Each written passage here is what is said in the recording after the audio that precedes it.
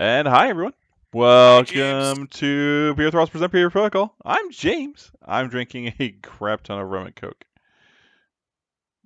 What's the Hi. proportion? It is. Sorry, didn't mean to. Hold on. It's a little big for the microphone. That's what she said. The proportion is about three fingers to a can of coke. Oh, that's like nothing. That's a normal drink. It's Okay. Jay. I have Sam Adams Summer Ale, citrus wheat. Oh my God, you're so sad. I have Lagavulin in 8. Mm-hmm. Okay, now Oh, Tink. someone clink. So let's talk about one of the most. You know our hatred for Iron Man. Oh, we definitely have a new worse than Iron Man. This is the new Iron Man. I would look if you were telling me I had to take Elektra or lose a hand, I would take Elektra because I like my hands, but I would complain about it the whole time. Elektra Nachios is a model for Marvel Crisis Protocol based on the famous ninja from the Daredevil movie. Yep. Not anywhere else in the comics, just in that movie. Now, Elektra is a famous comic character. She's been on both sides, heroic and villainous, multiple times. She's been dead. She's actually been resurrected quite a bit. Oh, several times. In Why? Crisis Protocol. Why? Because Marvel comic books, no one dies. Yeah, that's true. If you need an Permanently. iconic, like female cutting, stealthy ninja assassin, Elektra is iconic. Like Yep. she is like the archetype of that character. Yep. So we're gonna go really quickly through her stats so we can talk about how horrible she is.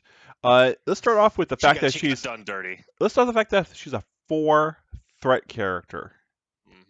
I'm turning into an angry mobster. She's turning into a 4 threat character. Come to me in the day of my daughter's wedding, and my daughter isn't even Elektra. And you tell me I have to take this model. She's 4 threat, which is basically Shadow Daredevil also. She's size 2, medium move, and 6 health. She's gonna need the 6 health. 6 health is good. 3 defenses across the board. Consistent, solid. Yep. Her first attack profile. Okay, we should talk about something right off the bat before even talking about her attacks. She has a passive superpower called Out for Blood. When this character deals damage to an enemy character with an attack or superpower, after the attack or superpower is resolved, this character gains 1 power. So everything's a builder. This is actually very cool. I would be up for seeing this kind of thing on similarly aggressive, like lords, where it makes sense in like the Nigium's narrative, like assassins, but like, hey, any damage is good damage. With that in mind, back to her attack profiles. Her first attack, the Ancient Throwing Blades, a range 3 5 dice mystic for 0 cost. It has Pierce and Bleed on a wild, and after this attack is resolved, if there's not an allied hand ninjas in play, place it in play within range 1 of this character with an activated token. It is within range 1 of this character being Elektra. Yes. Not the target. Why is it mystic? Because they're ancient. Ancient Chinese throwing blade secret. Okay. They hurt your soul. I mean, she hurts my soul, but it is part of your squad. So, but Pierce, Bleed, getting a wild. Okay, the Pierce kind of helps it. The Bleed is okay.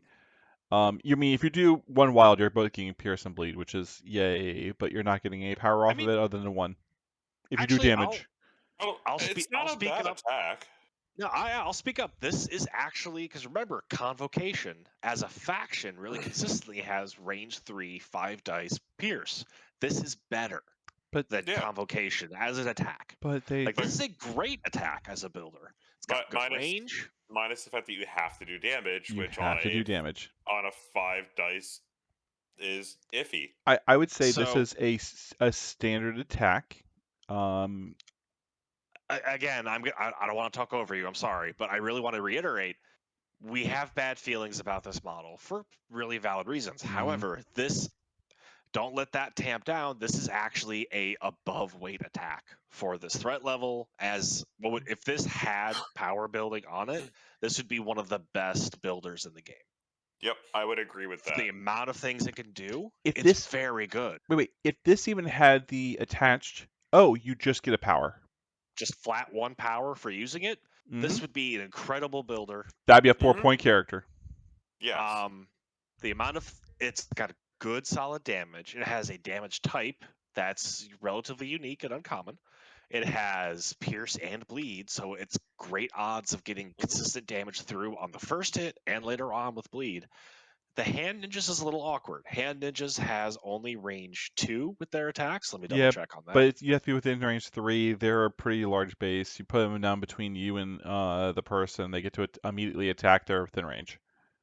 Right. It's awkward though, because odds are you're going to need to put them more or less on the direct line between you and the target if they're not in play. Not particularly, because remember, they're on a medium-sized base. So if you place them within 1 and then you measure the attack from the other side, you're going to be within the 2 of the thing you just attacked or something else. Right. I think it honestly would be a lot more thematic and useful if they were within 1 of the target. Yes. Because then you can spawn them on widely different parts of the board. You get more dynamicism. Yeah. And it's probably a balance thing somewhere, somehow. Okay. But again, the negative is she does not get any power buildup off of this. So let's talk about her spender. No, we need to talk about how. Okay, her spender. Impale, range 1, 8 dice base, cost 5. Range that's 1. actually okay. Real quick, that's a bad attack. That's just a on those bad 3 attack. things I just said. Yeah. Cost 5 for 8 dice. For range 1. You better have some good shit. But don't worry, text. you'll build some energy off this, right?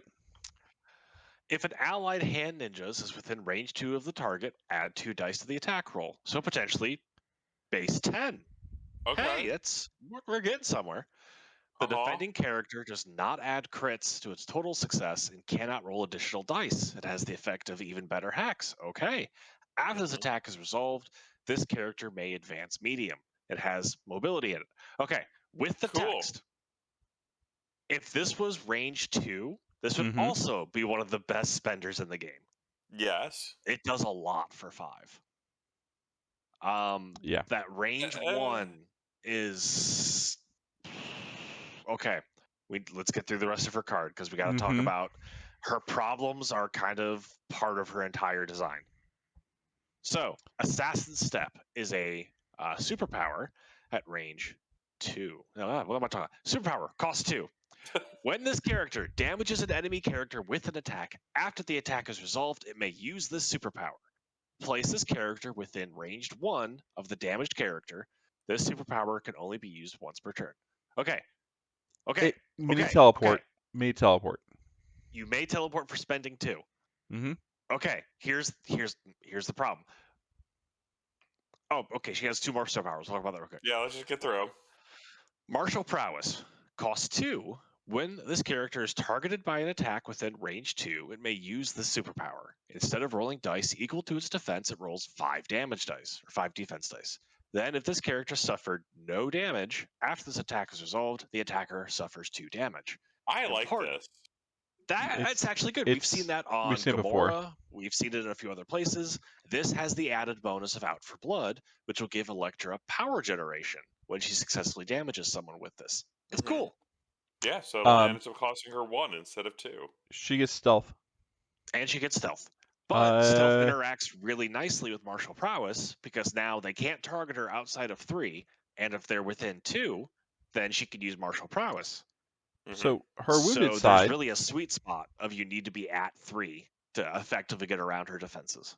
Her wounded side, she goes down 1 hit point. Otherwise, she is the same. So let's let's talk about the problems. So where do you want to start? This is the core of the problems. I feel like is that it feels like the designers, like a few models we've seen, like we talked about last time with Shadowlands Daredevil, where there is the big turn. The ideal turn, the setup, the delivery, the punchline. It's going to be incredible. You're going to love it. It's going to be Ancient Throwing Blades at range 3. You deal a damage. You get a power. Then you spend 2 power to use Assassin Step, teleport within 1, and then you spend 5 more power to impale. So from range 3, way out of downtown, Elektra teleports in, does potentially a ton of damage because she just potentially spawned the hand ninjas with Ancient Throwing Blades, so she set them up if they weren't already active. Nails someone for an assassination death blow, 10 dice physical. They do not get crits, which cuts an entire success for their defense right off the table. It limits them to whatever dice they started with. If you do a little setup with Incinerate beforehand, this potentially can one-shot characters. Will it very often, even with 10 dice? No. I've seen Black Dwarf roll 13 dice and get 3 successes on his attack roll. It's dice. Still I've mad about that. I've seen Carnage with 1 defense dice block a defense to block an attack against him to save him several And then times. she gets a medium move. So, teleport, shank. And by the way, you did throw a 5 dice pierce attack at them before all this happened. Yes, I So got 1 power. You can very conceivably drop a character from full to down with 1 Elektra activation. Which that makes sense lore-wise. She's an assassin. She's doing her thing. She gets a medium 7 power. advance. And you have no way of getting there. Well, So you can't do it. Wait. So you have 1 power from the start of the turn. You have 1 power from where you did your attack and wounded. Assuming you wounded. Assuming you wounded. That means Yeah, you by the only way, need to if get you hit fail- 4 times. If you fail to damage on that first blade, none of this works. Yeah. Because her teleport requires you to damage them. Yeah, and then you needed to also had taken damage or had power before, or No, it basically requires you to have waited till round 4, or you got your fucking ass kicked. So what's the point? It's a combo that, if everything goes well, like say, take her in A-Force, take her with Magneto, keep feeding her power. Yeah, but that's once again, why not take Iron Fist? Yeah, if you're gonna do that. Yeah, the Iron Fist, it may not kill someone in 1 shot, but it's gonna stop them. Yeah. Because if they haven't activated, they get activated. So they lose their turn no matter what. Okay. Elektra's I like how you're just like, you're getting more and more angry the more you speak about it. I mean, he did warn me, going, "Hey, Matt, if you want some salt, let me know." And I was like, "Cool, I like salty." I didn't realize it was gonna be like a fucking, drinking the sea here. Dude, I was like, oh, it can't be that bad. It really can't be that bad. It's gonna be fine. It's gonna be fine. And I pulled up the card and I was like, oh, this is gonna be bad. Yeah. Elektra is mind-boggling to me, because this, even with the balance changes, I will give the designers for this game a lot of credit. They are pretty close to the mark on most things they release. Some things are pretty broad. Iron Man really wasn't that interesting. Like, even with his changes, he's still not an interesting character. He's very simple, but they made his gimmick a little easier and more consistent to do, so he gets to do something. Also, Helios Laser existing makes that 3-cost model a lot more interesting and a more viable option. His inclusion in the Shield affiliation, the smaller Iron Man and not Hulkbuster, makes him more interesting. Does she have any cards? That's fair. Does it matter? No. No, I will check. I do appreciate James interrupting my flow. You're welcome. She does. I mean, look, you know what? I'll talk to them later. Okay. We need to get through why it doesn't matter how good her cards are. Because you can't get the power to fucking use them in the first place? I mean, the thing is that you start off with 1 power, you might get off an attack, and then you can do Assassin Step after that attack, but you don't have a builder to get more power. The setup is just so, like, there's no payoff. Back to my original thing, because I do want to finish that thought of why her design really confuses me. I think in 2 or 3 areas during playtesting or during design, Elektra had something really sick. Someone got hit by it, or someone read it over and in a white void vacuum was like, that's too good. Because I see 3 different areas to me where it feels like someone preemptively nerfed Elektra. It's like, we can't let that. It's a good idea, but we can't let these things exist together because it would be too good.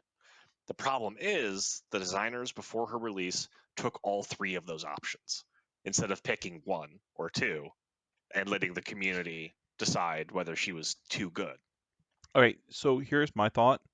So can I list what I think they are? Yeah, real go ahead. quick? Yeah, go for it. Okay. Out for blood on its own, getting power whenever you deal damage. I'm fine with that ability. I actually like that a lot. That's good. That's thematic.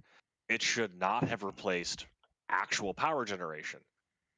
So on her builder, even if it had the standard power per energy power per damage dealt on top of out for blood, I'm not sure if that would have been crazy because it's only basically however much damage you did plus 1. Yep. I would even said just give her the if Flat, give me just 1 give and me you get 1, 2. and then you get Yes, 2 if you wound. because and there's precedent for that though. Mhm. Hulkbuster has damage equals power. If he didn't deal damage, he gets a flat 1. Yeah. Like he's the only model that has that guaranteed split decision making. But Elektra, again, is a 4-threat model, is not that far behind. That would have been fine. I think that would make sense. She's supposed to However, be a powerhouse. someone believed, I think erroneously, that would give her too much power generation, and she would be able to use Impale too often. Over to Impale. I think it was genuinely range 2, and someone got scared. And they're like, we have to balance Impale somehow. What if we make it like thematically close range, as make it range 1, she has to get close. Someone's like, that sounds cool thematically. That's awful to play with. And yes, they gave her a teleport, but they gave her a teleport that actively requires setup and spending more precious power. See how these problems and these nerfs are, these preemptive nerfs are compounding on each other? Like a couple people saw the way to play this card in different ways, and then went, "Oh, we all need to fix them," and then didn't talk to each other. I'm actually okay. Oh, sorry, go ahead. I thought you were done. My third thing that I feel like they may have considered that would have made sense with her current card as it is, and I'm just so curious why they didn't or whether they tested it. So Nick Fury gets power whenever the shield agents are damaged or when they deal damage with attack. Mm-hmm. Out for blood should have included the ninjas. Whenever the ninjas deal damage, Elektra gets a power. That would make her a 4-point. Like she does an attack, they do an attack, she gets the power, she gets power. Because realistically, on a 5 dice builder, how much power are you going to generate on average? 1. Like 2. 1 to 3. 1 to 3, somewhere in there. Having an opportunity for off of 1 builder, Elektra generating 2, 1 from herself, 1 from the ninjas. If they both deal damage, it's kind of risky, and it's probably less likely to happen. And she can't do it twice in a turn because she can't dismiss the ninjas after she does it the first time. Mm-hmm. So she can't double tap her builder to generate power the way other damage for power builders can. Mm-hmm. So she would still have like an upper ceiling of how much she could generate. 3 is her upper ceiling in a single activation.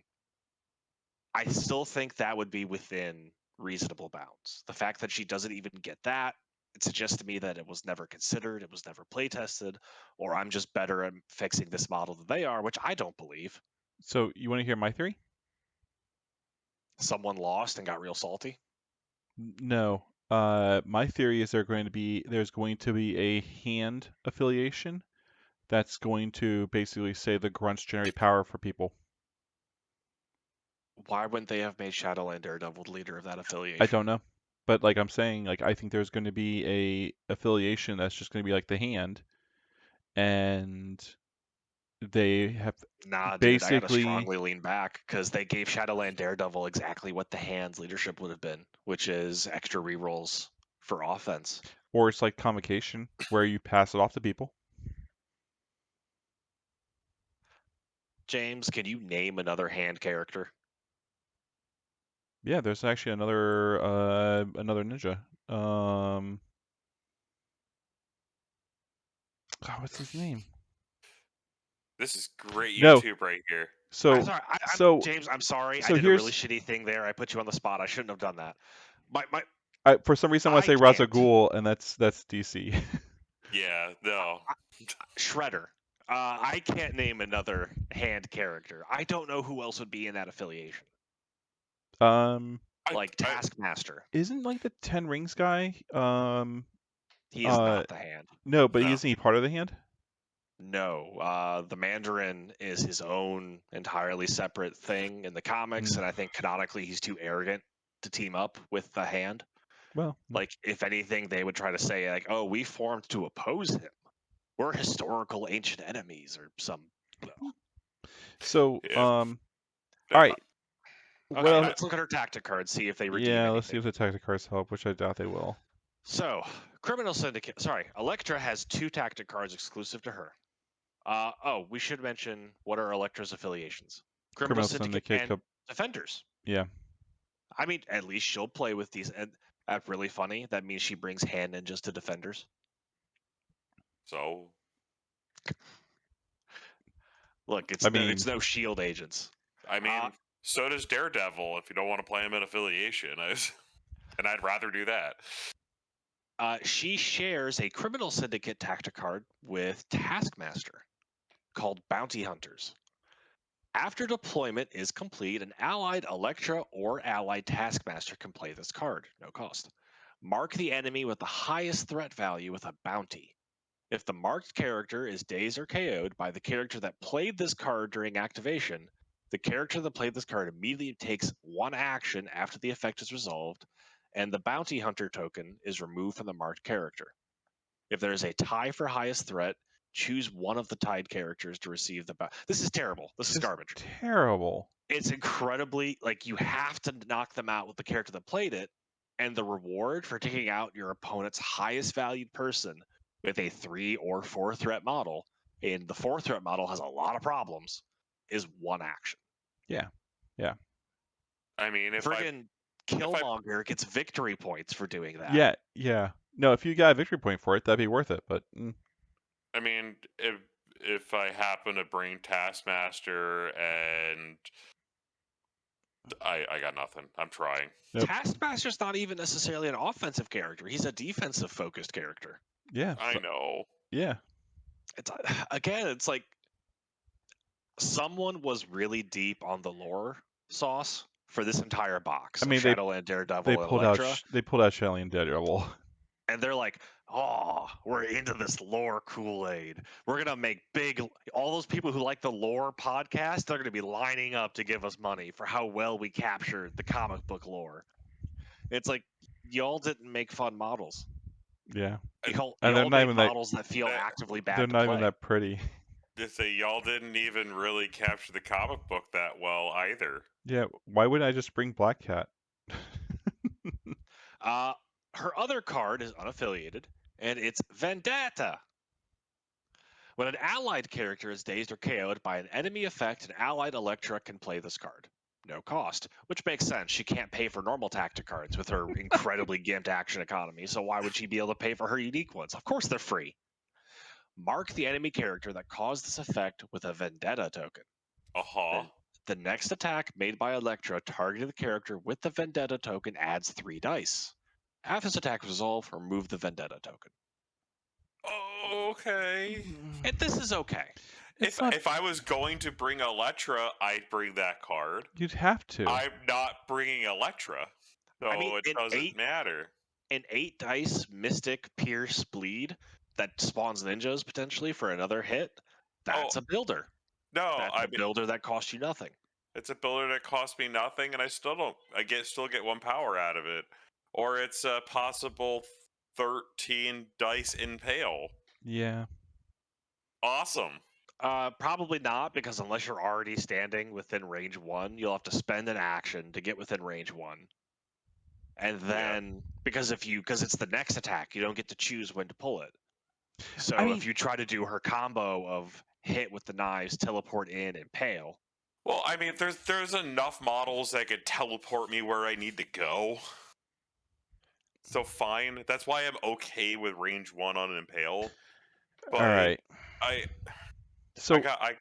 can't even bullshit my way into liking this model. Yeah, so if we're missing something, in the comments Please explain. below, go, I oh, wrote. you're missing this, like just a bonkers combo that you can totally do with Elektra.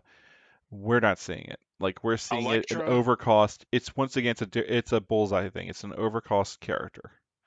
I think if she was threat 3, like you're suggesting, if she was down 1 threat, these are incredibly good attacks for a 3-threat model. Yeah. And And she's her neutered kind by of the power. and her reduced power economy buildup kind of makes sense. Yep. Because again, Iron Fist's a 3-threat model, and his spender, which costs 8, is a guaranteed knockout of an unactivated model, or an activated model, it's an explosion with a throw, which could potentially knock out another weak model. Similarly, big payoff has a massive game impacting effect if he gets it off. He's 3-threat. I think he actually has better defenses, even with Elektra having stealth and martial prowess. Well, yeah, because martial prowess, you still need 2 energy to use. Yeah, that's what we believe about Elektra. We do have some announcements. Somebody actually came up with a really good idea. If below you'll see a link to our Discord. Feel free to join. We are having a really good, interesting conversations going on right now in the Marvel Crisis Protocol area.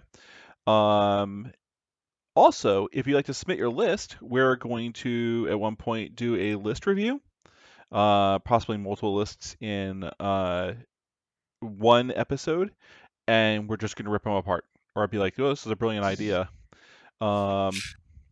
No, if there are lists, we rip them apart. Rip them If they're apart. viewer lists, they are fantastic, and we will Oh, encourage you. we'll tell you the truth. With additions and edits. We'll ask Not you to our questions. fans. We'll ask you questions. How about that? We're but nice to them, James. The questions will be pointed and accusatory. yes. Yes. So someone will come for me if I don't mention I was doing a quick check. There are 2 more Criminal Syndicate tactic cards that got added with Elektra and Daredevil. They're both actually pretty simple. okay. No Mercy. When an allied character would daze an enemy, the allied character can play this card, gain 3 power. Hey, Elektra can play that. Elektra can play that. No, that's gonna be for a lizard. Cruel Tutelage. During a Criminal Syndicate's character's activation, it can spend 1 power to play this. Their next attack gets 3 dice. If they roll 1 or more skulls in that attack, they get stagger at the end of the activation. Also for lizard. Yeah, and Elektra can't play that because it costs it a power. Those are both generically actually. If you're playing an offensive Criminal Syndicate list, those are both, I'd say, decent tactic cards to consider. Yeah. They enable more offense. Are they better than existing tactic cards? Are they better than Use your words, James. March for Death? Oh, definitely not. Well, on that note, game off. Game off.